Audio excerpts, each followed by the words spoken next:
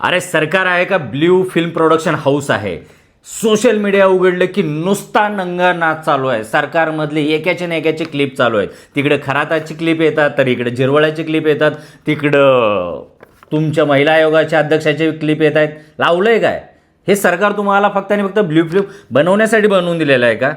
हा महाराष्ट्र आज एवढ्या प्रश्नाला तोंड वासून उभारलेला आहे. एका बाजूला बेरोजगार पोरांचा प्रश्न आहे, एका बाजूला महिला, आपल्या हिंदूंच्या महिला गायब होत आहेत, मुली, छोट्या छोट्या मुलीचे अपहरण होत आहेत, त्यांचा विषय आहे, शेतकऱ्यांना हमी भावाचा विषय आहे, कर्जमाफीचा विषय आहे, लोकांना पाणी भेटत नाही त्याचा प्रश्न आहे. ह्या सगळे बाजूला ठेवून तुम्ही फक्त आणि फक्त ब्ल्यू फिल्म प्रोडक्शन चालू केलेलं आहे. दररोजचं कुठले ना कुठले व्हिडिओज येतात आणि तुम्ही मुख्यमंत्री, गृहमंत्री म्हणून काहीतरी थोडीफार नैतिक जिम्मेदारी आहे का?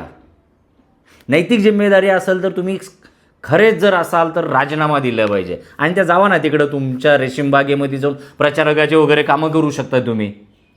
महाराष्ट्र असा तर कधीच नव्हता. हां, पेशवाईमध्ये होतं, पेशवाईमध्ये हेच चालायचं नंगा नाच जे आज चालू आहे. का फडणवीस पेशवाई रिटर्न घेऊन यायचा प्लॅन आहे?